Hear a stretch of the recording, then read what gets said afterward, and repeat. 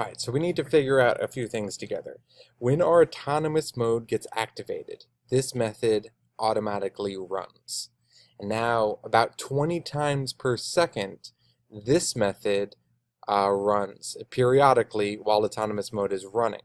So if we wanted to check to make sure that we're driving straight or that things are going well, we can run a series of commands to say, all right, are you doing this accurately?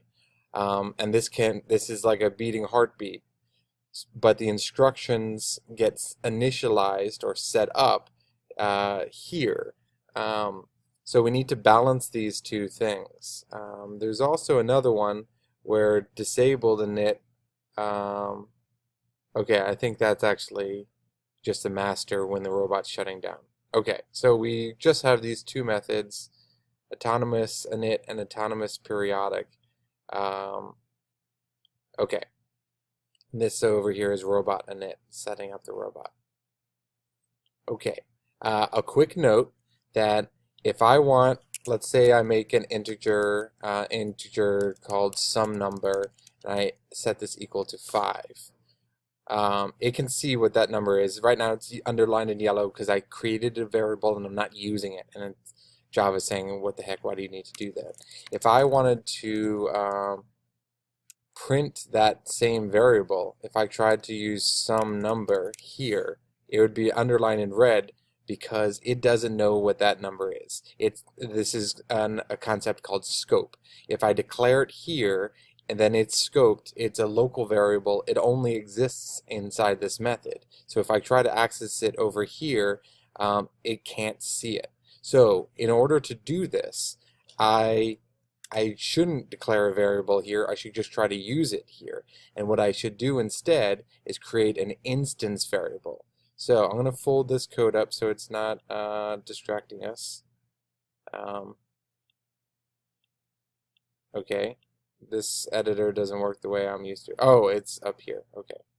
So robot init can all get folded up there.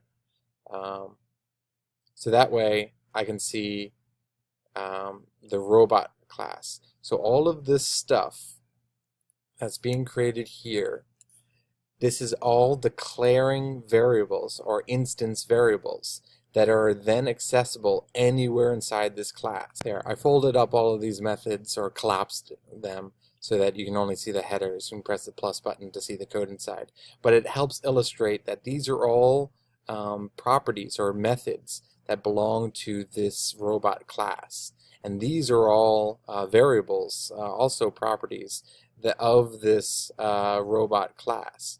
So any variable declared up here right underneath the class header are instance variables that are private, but private variables are still totally accessible to any of the methods also within this robot class.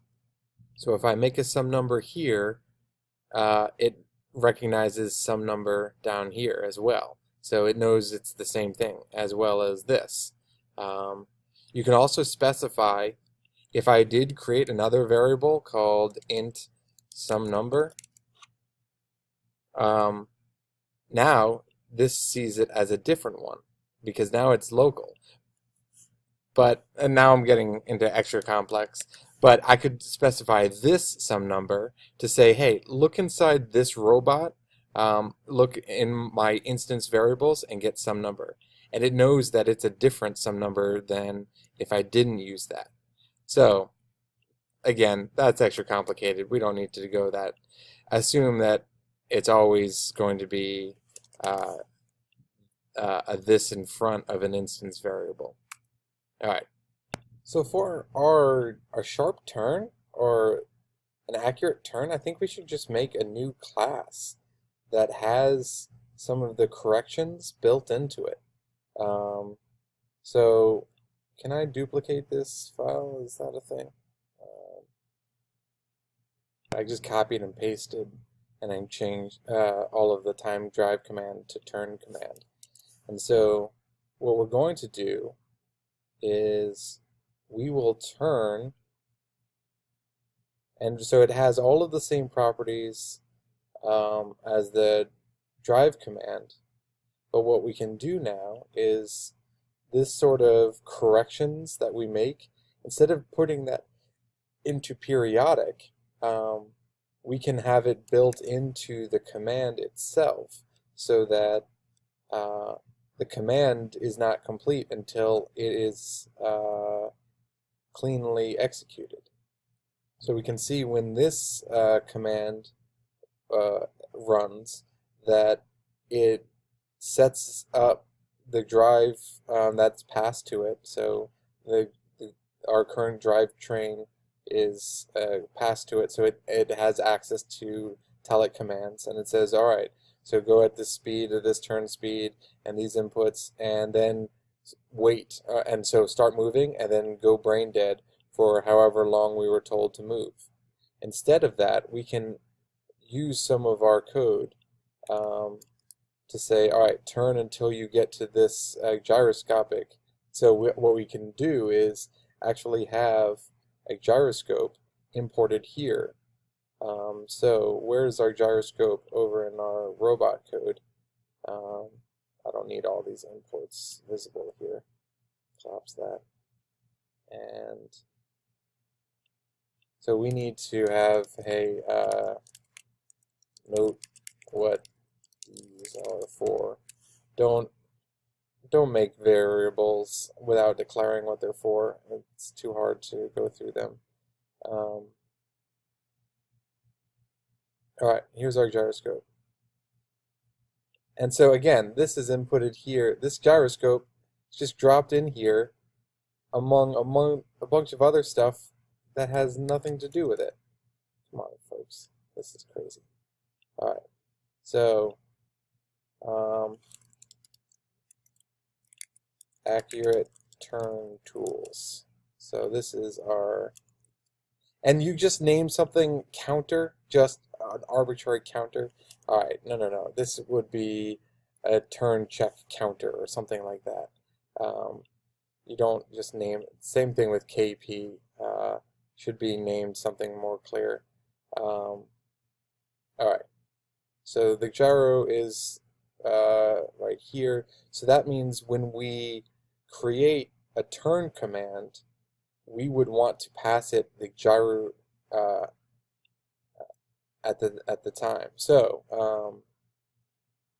what we would want to do is when we were to create a turn command, we would give it a gyro object, and so that way. And we would also need to import it so this class over here knows what that gyro object is. So these two guys need to be inside this turn command here. Oh, I already followed that along.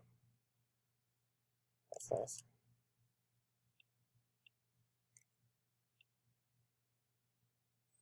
Alright, and so we won't need drive speed because for the turn command we're not going forward. So drive speed can just be 0, and I don't need to know that. But I do need a I will need a gyro passed to this object. So not that, just this guy. So what type of thing is going to come in here? This type of gyro, and I'm just going to name it gyro. And so this dot gyro is going to be, so the this instance variable is going to be equal to this local variable that gets passed to it. So, and I have to spell gyro right. Okay. Now we will need to build in logic that when this when this command is said, all right, turn X amount of degrees, and so we would also probably want a variable here called, instead of turn speed, desired angle, and so that way we would execute, we would turn to that angle and precisely adjust until we were at that angle, and then we would be done, and that would be your turn command. And so we would not need that logic inside periodic here that would adjust us. Instead, the turn command would make sure that it gets the job done. And that way we can use the documentation here to set up a series of commands as we're trying to do a little bit here. This just forward was a silly example. We should really just get rid of it. But we'll set up sophisticated commands that will accurately turn to whatever degree, that will drive forward for however amount of time, or modify this so it drives forward until it sees something, whatever.